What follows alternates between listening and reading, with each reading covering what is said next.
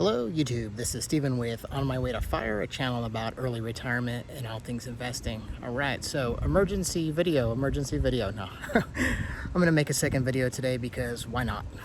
We just had the Federal Reserve meeting and Kevin Warsh kept the interest rates steady at 3.5 to 3.75. No change.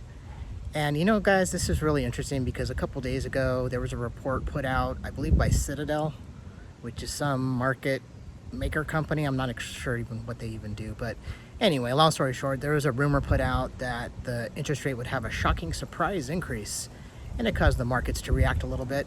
But ultimately, what was it? It was speculation that was really unfounded, and you know, it could have been linking back to the ultimate vote, which was 9-3 to keep rates where they are.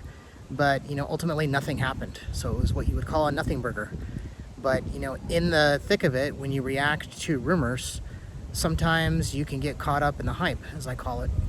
So I kept on course. I keep buying because I'm an accumulator. I'm still in my young prime earning years, and you know, I allow my 401k to continue to buy. I buy on my own, and I don't let this market noise get to me. And that's exactly what I'm talking about here. You know, the financial media, Twitter, X, whatever you want to call it, all these Reddit, all these sites, they benefit off traffic and getting people hyped up. So what exactly happened today? Well, within the meeting notes, it showed that we had 3 of the Fed governors that were voting with a dissent to actually raise interest rates.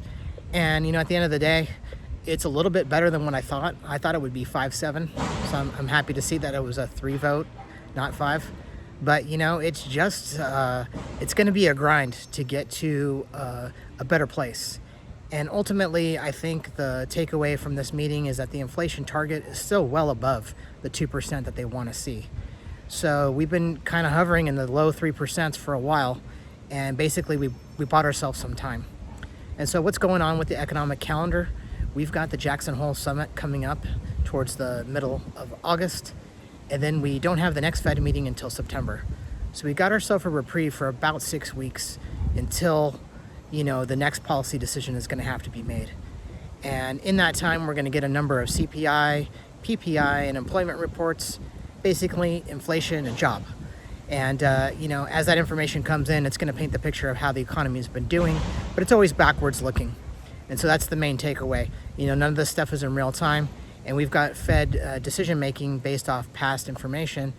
And then to add insult to injury in this whole process, we got to wait and see what's happening with this Middle East conflict and how energy prices are increasing and causing inflation, and whether they use the word transitory, which was a much hated phrase during the Biden administration, I believe, about how the inflation would just ease, when in reality we experienced inflation close to 10% for that year when they were making that kind of comment. So a lot of stuff going on, a lot of moving parts, but ultimately, how does the stock market react?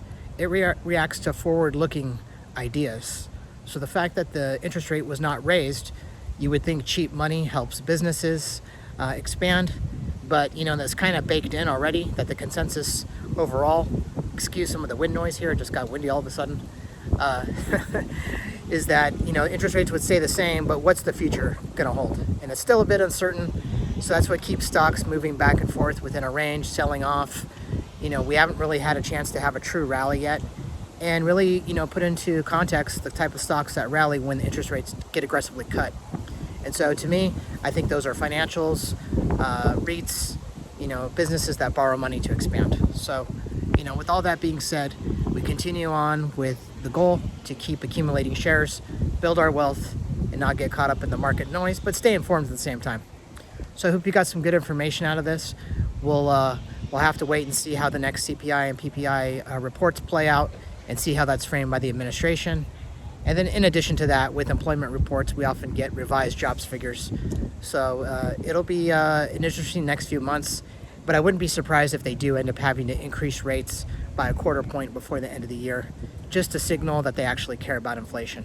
I think to the general public, they don't really think that the administration cares about us. And even though the Fed is considered a quasi-government agency, you know, they're probably on the side of the administration, considering that he was selected by Trump for this next term for the head of the chair. So we'll see. Mr. Warsh has bought himself a little bit more time, but I appreciate you guys tuning in. We'll check you out, and we'll see you in the next video. Thanks.